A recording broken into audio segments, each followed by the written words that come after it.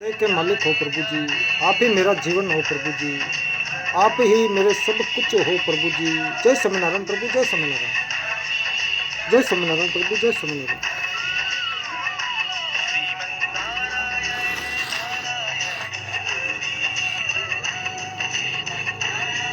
तो भगवती भागीरथी गंगा जी का इस पृथ्वी पर पाद्रभाव पापियों की सदगति है, पृथ्वी को पवित्र करने के लिए हुआ है। सूर्यवंश के राजा सगर बड़े बलवान, धर्मात्मा, कृतज्ञ, गुणवान तथा परम बुद्धिमान थे। वे बड़े विनयी एवं सद्गुणों के भंडार थे। उन्होंने अपने बल से अपने पिता के शत्रु सभी राजाओं को परास्त कर संपूर्ण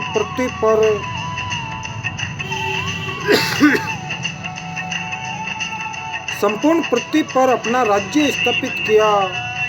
जय स्वामीनारायण प्रभु, जय स्वामीनारायण।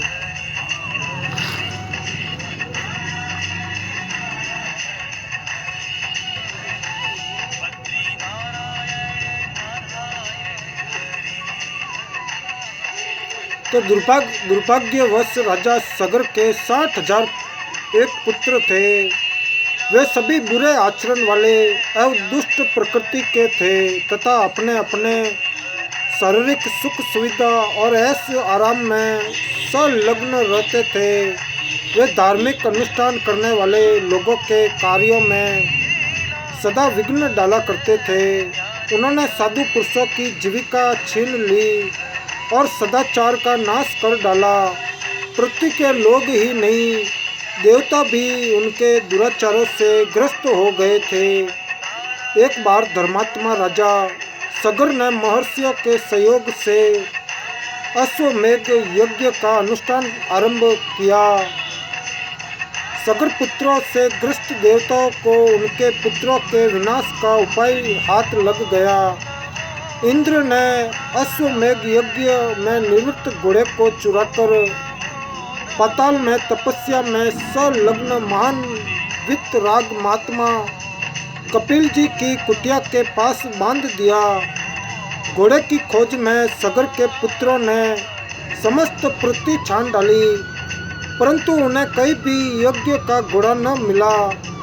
अंत में उन पुत्रों ने पाताल में जाने के लिए पृथ्वी खोदनी आरंभ की और वे पाताल में पहुंच गए। पाताल में खोजते खोजते वे लोग भगवान कपिल देव की गुफा पर पहुँचे। वहाँ उन्हें करोड़ों सूर्यों के समान, जय स्वामीनारायण प्रभु, जय स्वामीनारायण,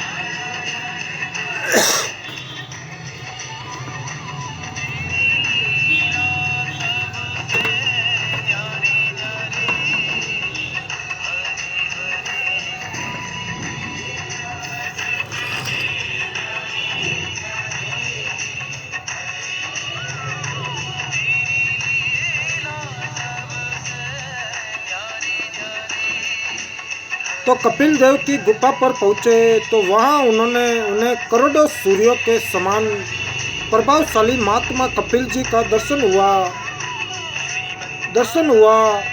जय स्वामीनारायण प्रभु, जय स्वामीनारायण। वे ध्यान में निमग्न थे। वहाँ एक परम सात्विक प्रकाश की छटा थी। वे सभी वहाँ घोड़ा बंधा देखकर क्रोध में भर गए। तो सगर पुत्र पर इस पर चिल्लाने लगे कि इसे पकड़ लो, इसे पकड़ लो, इसे मार डालो, इसी ने घोड़ा चुराया है, ये साधु नहीं है, बगुला भगत है। तो महात्मा कपिल जी पूर्वत ध्यान इष्ट थे। उन लोगों के चिल्लाने का उनके ऊपर कोई प्रभाव नहीं था। उनकी वृत्ति पूर्ण रूप से ब्रह्मा के ध्यान में लीन थी। उन्हें ब्रह्मा जगत का लेस मात्र भी ज्ञान नहीं था। जब उन्होंने नेत्र नहीं खोले तब सगर पुत्र उनकी बाहें पकड़कर उन्हें लातों से मारने लगे। बहुत देर बाद कपिल मुनि को ब्रह्म ज्ञान हुआ। वे विस्मित से सगर पुत्रों को देखने लगे तो साधु पुरुषों का केवल अपमान अथवा उन्हें कटु वचन बोलना ही पूरे वंश के विनाश का कारण हो सकता है। वह अनेक दुखों का सृजन करने वाला होता है, तो भगवान संतों का अपमान सहन नहीं कर सकते। संत सती सदैव पृथ्वी का मंगल करते आए हैं, तो सगर पुत्रों के जय स्वामीनारायण प्रभु, जय स्वामीनारायण।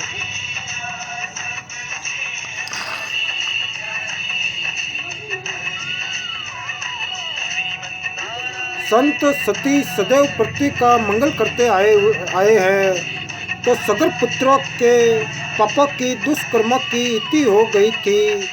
जहाँ धन होता है, जवानी होती है और साथ में अविवेकता होती है, वहाँ पतन अवश्यम भावी है। तो सगर पुत्रों में अविवेकता भरी थी। उन्होंने बिना कारण ही, बिना विचार किए ही महात्मा कपिल देव को सताया था। देखते ही देखते भगवान कपिल के नेत्रों से आग प्रकट हो गई। जय स्वामीनारायण प्रभु, जय स्वामीनारायण। देखते ही देखते भगवान कपिल के नेत्रों से आग प्रकट हो गई, जिससे सभी सगर पुत्र तलाक भस्म हो गए। साधु संतों का कोप दुस्सह होता है। देवदूतों द्वारा महाराज सगर को अपने पुत्रों के गुणित व्यवहार का समाचार विदित हुआ। अपने पुत्रों के विनाश से राजा सगर को दुख नहीं हुआ, क्योंकि उनके दुष्चरित्र को वे भली भांति जानते थे। सगर ने अपने पुत्र अंशुमान को महात्मा कपिल देव के पास उनका कोप शांत करने के लिए भेजा। अंशुमान बुद्धिमान, विद्वान और भक्त पुरुष थे। वे पाताल में ढूंढते ढूंढते मुनिवर कपिल की गुफा पर पहुँचे, तो अंशुमान ने कपिल देव जी को साष्टांग प्रणाम किया।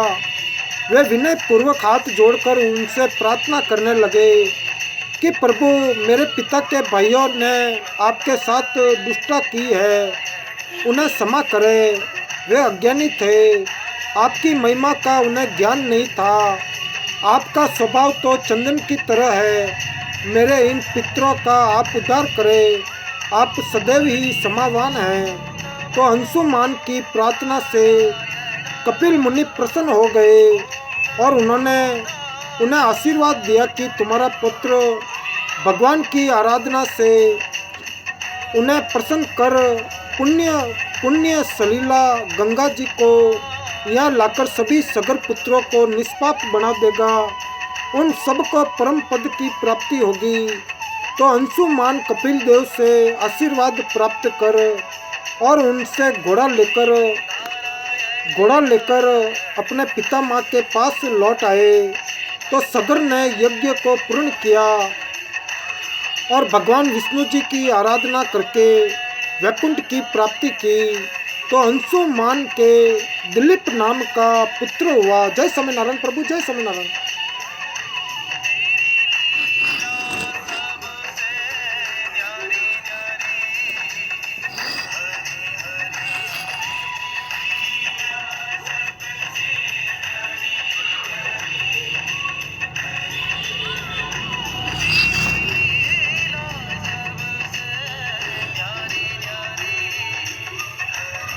तो अंशुमान के दिलीप नाम का पुत्र हुआ और भागीरथ इन राजा दिलीप के ही पुत्र थे। अपने पितरों के उद्धार हेतु भागीरथ ने दीर्घ काल तक हिमालय पर कठोर तपस्या करके भगवान विष्णु जी, ब्रह्मा तथा भगवान शंकर जी की आराधना की। उनके तप से वे तीनों देव प्रसन्न हो गए। उन्हें प्रसन्न कर भागीरथ देव नदी गंगा जी को इस पृथ्वी पर ले आए। जगत को एकमात्र पावन करने वाली गंगा समस्त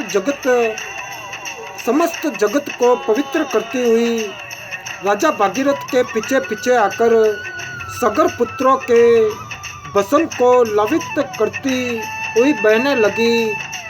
उनके भस्म का गंगा जी से स्पर्श प्राप्त हुआ और वे सभी विष्णु धाम में चले गए। नारद पुराण। जय स्वामीनारायण प्रभु, जय स्वामीनारायण।